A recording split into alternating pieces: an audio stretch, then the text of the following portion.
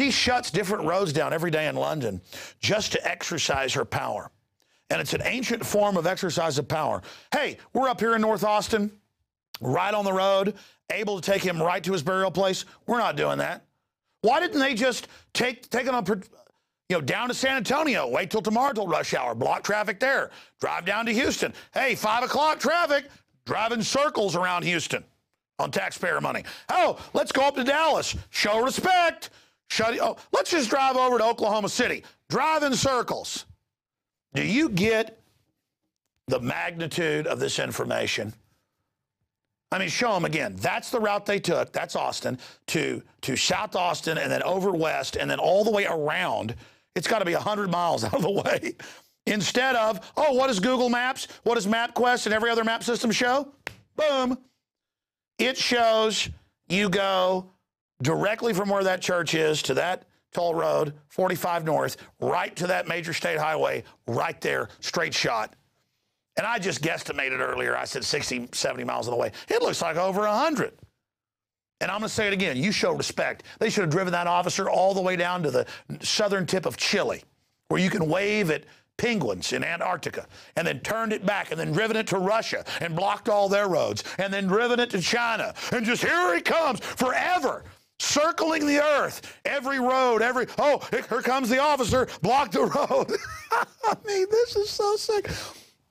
You're not about to stop the school shootings, people on Prozac in every case, or Luvox, or all these other drugs, or Paxil. You don't want to stop it. Or the troops, you got 10% or more, 110,000 troops on psychotropics. Oh, let's take folks that have been in 5-6 tours of murder in combat and give them a drug that makes them psychopathic killers. Here, let's not talk about that. No. In fact, I think you just shut the entire city down. We should have a 10-month strike.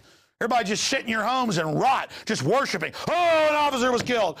It's about government using his death to make themselves look like victims. They're vampires sucking the blood out of this poor dead police officer. Again, these psychic vampires love any big tear-jerking event they can use to manipulate people, and I think it's shameless that they've done this. It is truly disgusting. They picked the most busy route on a computer. That's the busiest route you could pick, and shut everything down. And it was on the news going, DPS command is in control, shutting down the roads. If you see them driving, you stop on the other side. And I heard the people calling into the radio, if I see somebody not stopping on the other side, I'm going to beat the hell out of them. You show respect to that officer. My wife called me, she said, this is pure fascism. There's American and Mexican flags everywhere and people crying and freaking out. It's just any excuse. Meanwhile, our Bill of Rights and Constitution that make America so great, they're being butchered. Speaking of that, here's our movement to impeach Barack Hussein Obama. Get this video out to everybody.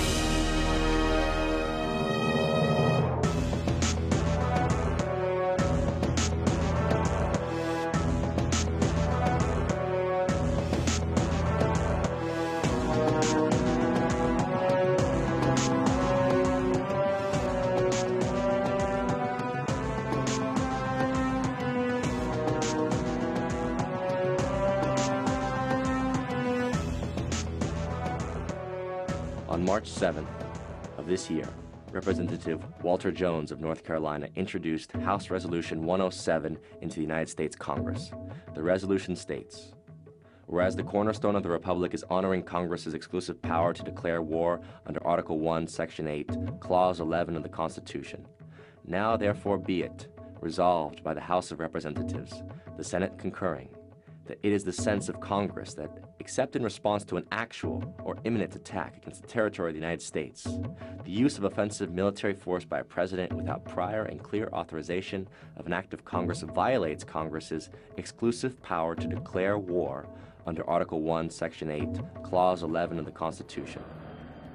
Jones intended his resolution to express the sense of Congress that the use of offensive military force by a president without the prior and clear authorization of an act of Congress constitutes an impeachable, high crime misdemeanor under Article 2, Section 4 of the Constitution. Why does President Barack Obama deserve to be impeached? Here are 4 reasons. Doing little or nothing at all will result in even greater deficits, even greater job loss, even greater loss of income. 1. The Obama administration not only endorsed the 2008 bailout policy, the funds from which did not go either to homeowners or for taxpayers' protection, but rather to the consolidation of private banks, many of them in Europe. There was no investment of any meaningful type in the physical economy. There was no protection of the American people, but rather an illegal commitment made on behalf of private banking institutions to commit the American people to paying a debt that the American people did not accrue. The trillions of dollars that were pledged to the private banking sector are backed by the assets belonging to the American people.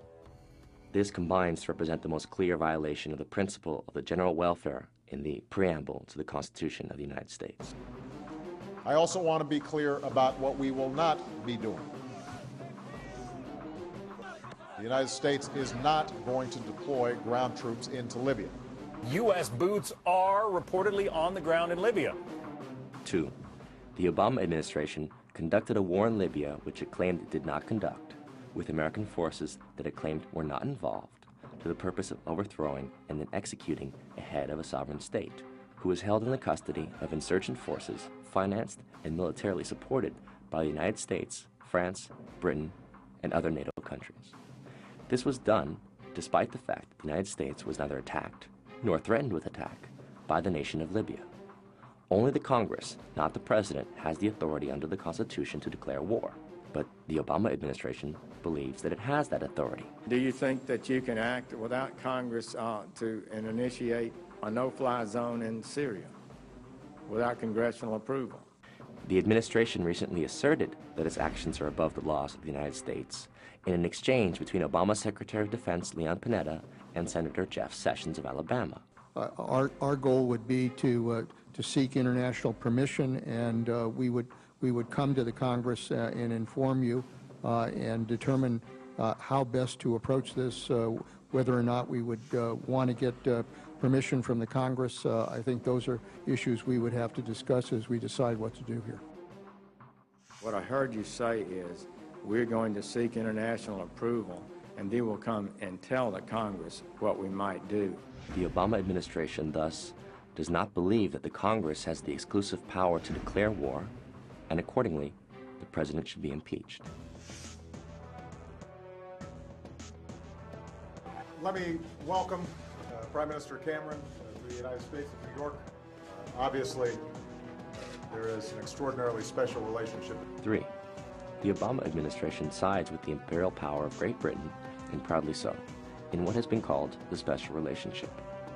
Through that special relationship, the United States, as a result of the false intelligence advocated by Tony Blair, claimed that Iraq had weapons of mass destruction and conducted a preventive war against Iraq in 2003. Preventive war was declared a crime against humanity by the Nuremberg Statutes of 1947. But now, on March 13th of this year, Barack Obama and David Cameron declared their intention to seek the removal of the Syrian regime of President Bashar al-Assad, a regime that has shown no intent of threatening or attacking the United States Republic. This shows Obama's intent to continue a policy of war, for the commission of which the Nazis were sentenced to death at Nuremberg. If President Obama intends to finance, arm, or in any way militarily support the rebel factions against the president of Syria, he has a constitutional requirement to approach the Congress for a declaration of war. 4. President Obama has committed us as a country to a policy of indefinite warfare, including on American soil. On December 31st, 2011, Barack Obama signed into law the 2012 National Defense Authorization Act, which includes provisions that state that Congress affirms that the authority of the President to use all necessary and appropriate force pursuant to the authorization for use of military force includes the authority for the armed forces of the United States to detain covered persons pending disposition under the law of war. When Congress defined such covered persons, exempting U.S. citizens from the language, they were rebuked by the Obama administration, which told them to remove U.S. citizens from being precluded. Thus, as a result, U.S. citizens can also be detained by the U.S. military indefinitely without due process or civilian trial. This now allows the United States military to arrest and detain without trial American citizens who are deemed enemy combatants. It abrogates the Constitution of the United States in the 4th, 5th, and 6th Amendments, the right of the people to be secure in their persons against unreasonable searches and seizures, and that no person shall be held to answer for a capital or otherwise infamous crime unless on a presentiment or indictment of a grand jury, and that the accused shall enjoy the right to a speedy and public trial by an impartial jury. All of these rights have been abandoned by the United States under President Barack Obama. Further, the president asks the country to believe him when he says that he will not use his power of the executive towards the arrest of U.S. citizens pursuant to the NDAA of 2012. However, the executive branch has already ordered the execution of an American citizen in November of 2011. The Obama administration has already assassinated an American citizen, Anwar al-Awlaki, who was never tried in absentia, but was simply indicted by a secret court, according to the executive branch, who then ordered his assassination, a murder which also included that of his son, a 16-year-old boy, and a family friend.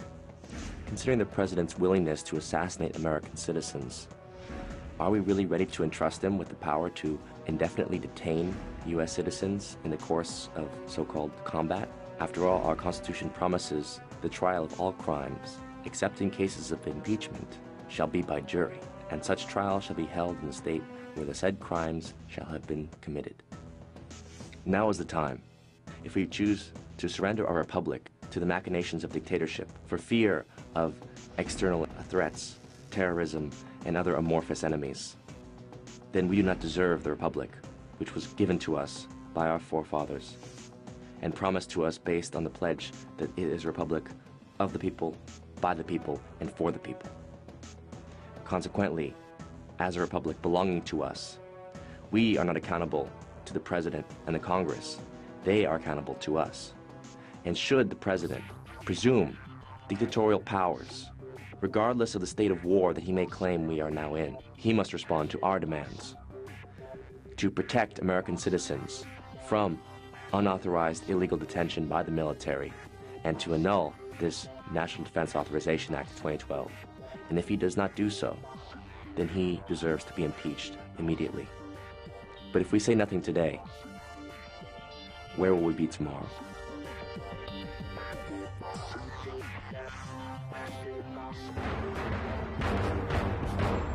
Ask yourselves, what are you doing in this time of great challenge?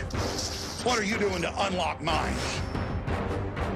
Go to INFOWARS.com and PrisonPlanet.tv for the latest headlines and cutting-edge information.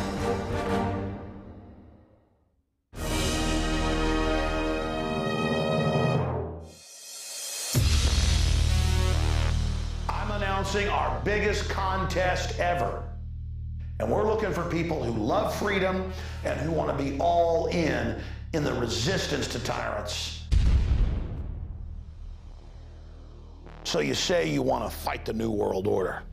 Why, if you were on the radio, if you were Alex Jones, you'd really kick some globalist ass. Well, here's your chance. We're hiring not one, but 2 new reporters whose reports are going to be on the radio, whose reports are going to be on the nightly news, who will even anchor the show. If you're ready, here's your chance to step into my shoes, and I hope you surpass what I've done. 2 winners, $10,000 in prizes, and a shot to be a reporter inside the INFOWARS.com command center. We're looking to hire 1 male reporter and 1 female reporter. And when you win $5,000. Your video gets seen by hundreds of thousands, if not millions of people on YouTube, and you get put into the very front of the running to be hired as a reporter/anchor right here in our operation. Do you have what it takes to be the next Info Warrior? The rules are posted below me here and at InfoWars.